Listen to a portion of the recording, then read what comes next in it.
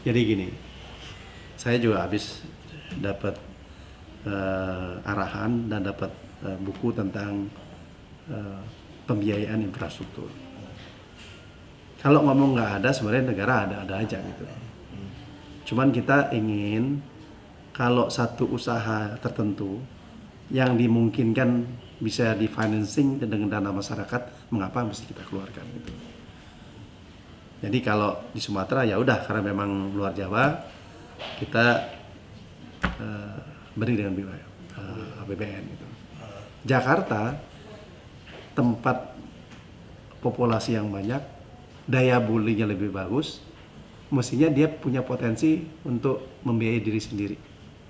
Nah oleh karenanya kita berpikir keras agar LRT yang di Jakarta itu juga dibiayai oleh masyarakat lewat financing, apakah pinjaman, apakah obligasi dan sebagainya gitu. Kalau kita mau cepet, ya ambil aja APBN, selesai urusannya gitu. Tapi kan kita harus pilih gitu.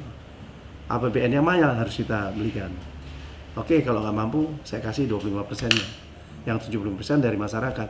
Supaya ini bisa dipakai untuk bikin bandara di Kalimantan, bikin kereta api di Sulawesi, bikin pelabuhan di Sumatera dan sebagainya. Uang ini bisa dilakukan.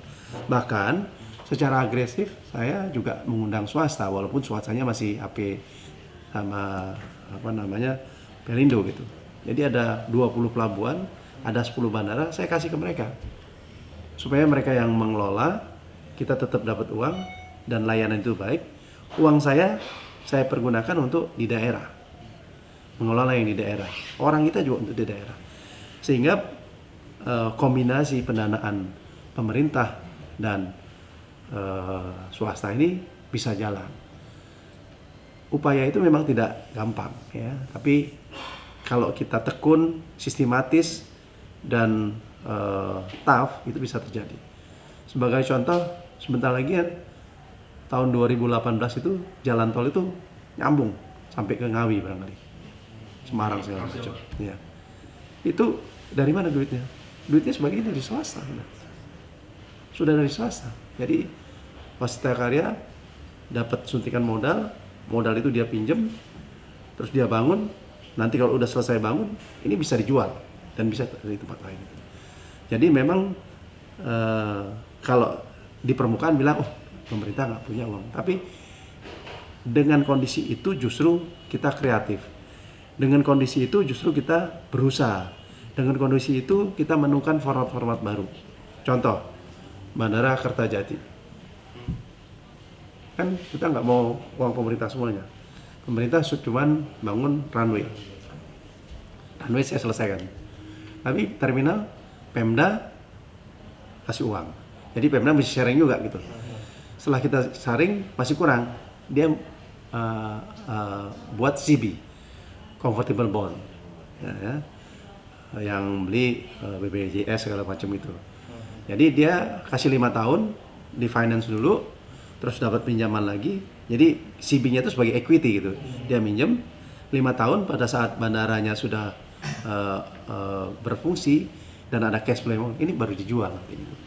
Jadi dari beberapa exercise, dari kesulitan kita cari jalan, akhirnya ketemu gitu. Tadinya Pemda Jabar udah hopeless aja, gimana ini caranya? Ya udah, kita beri runway-nya selesai. Nah ini terminal dia usahakan sendiri. Kita memang berharap bahwasanya ya swasta, ya Pemda itu ikut. Contoh yang bagus adalah Banyuwangi. Itu kan bukan prioritas. Mereka pintar.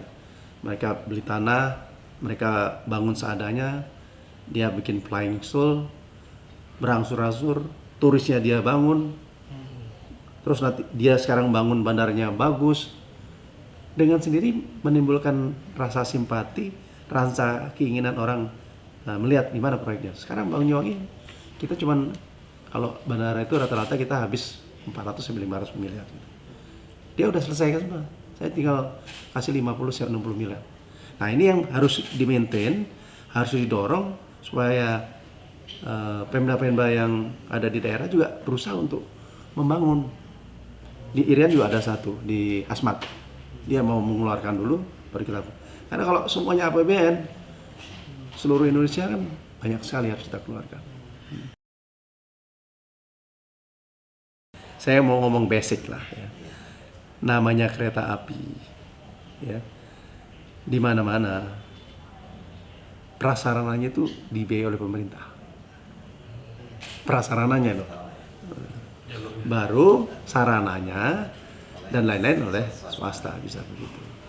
Tapi kan nggak ada salahnya kita challenge seberapa banyak swasta bisa ikut.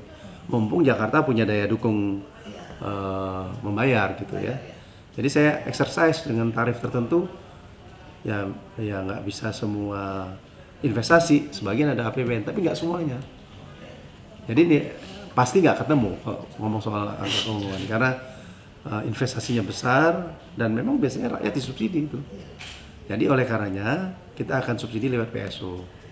Kita juga akan bantu lewat PMN. Kita akan bantu juga lewat dana murah. Jadi bunganya itu nggak tinggi gitu.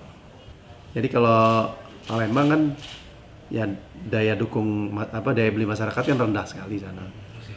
Bisa 5.000 aja udah bagus kali tarifnya itu. Paling nilai keekonomian itu 20.000 gitu.